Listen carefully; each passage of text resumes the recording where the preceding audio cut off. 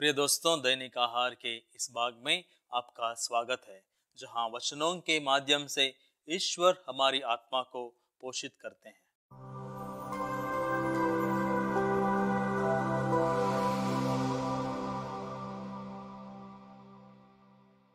क्रिस्त में मेरे प्रिय भाइयों एवं बहनों, इस दुनिया में जीते समय यह संसार हमें नाम कमाना और धन अर्जित करना सिखाता है।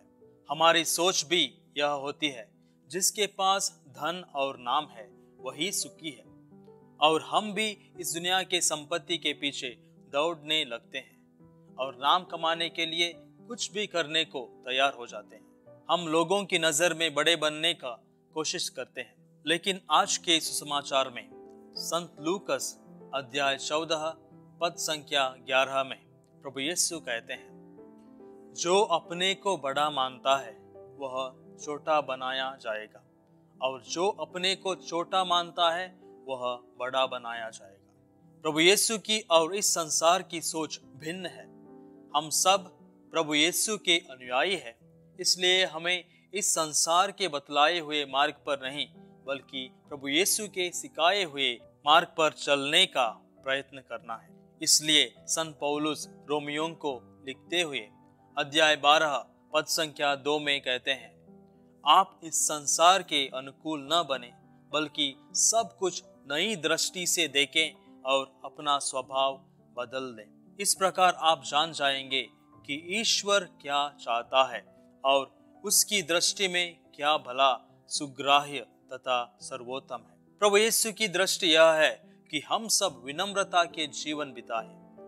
लोगों का हमें बड़ा मानना और अपने आप को बड़ा समझना प्रभु यीशु की सोच के विपरीत है। इसलिए प्रभु यीशु आज के सुसमाचार में मुख्य स्थान चुनते देखकर उन्हें एक दृष्टांत सुनाते हैं। इस दृष्टांत में प्रभु यीशु कहते हैं, विवाह में निमंत्रित होने पर सबसे अगले स्थान पर मत बैठो। इसका अर्थ केवल विवाह के उत्सव में ही सीमित नहीं, बल्कि हर एक जगह में मुख्य स्थान की आशा करना छोड़कर अपने आप को छोटा बनाने का अथवा विनम्र जीवन बिताने का प्रयास है।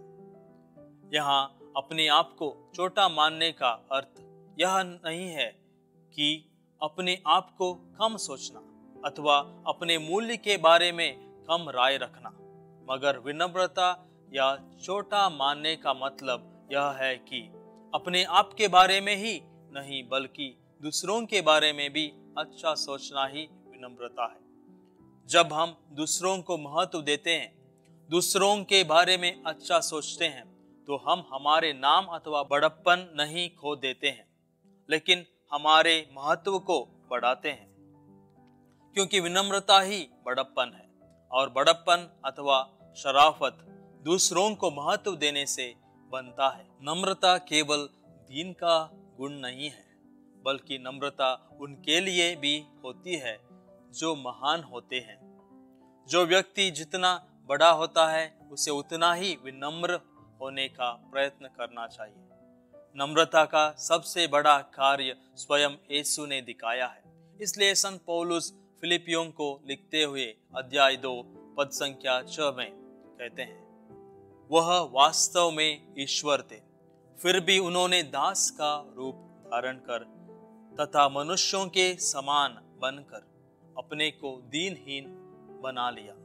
हमारे ईश्वर विनम्र मनुष्य को प्यार करते हैं। इसलिए प्रभु यीशु आज की सुसमाचार में कहते हैं कि जो अपने को छोटा मानता है वह बड़ा बनाया जाएगा। जो विनम्र है वे ईश्वर की दृष्टि में अनुग्रह पाते हैं और लोगों की दृष्टि में प्रशंसा पाते हैं। माता मरियम ने भी वैसा ही किया, अपने आप को विनम्र किया, इसलिए वह अपने आप को दीन दासी कहती है। और ईश्वर ने मेरे ऊपर कृपा दृष्टि की है, अब से सब पीढ़ियां मुझे धन्य कहेंगी। इन शब्दों से हमें विनम्र जीवन जीने का बुलावा देती है। तो आइए मेरे प्रिय मित्रों, यह संसार जो सोचता है उस बड़प्पन को छोड़कर प्रभु यीशु को और माता मरियम को अपने नमूना बनाकर पवित्र आत्मा के वरदानों से भरकर विनम्र जीवन जीने का प्रयास करें।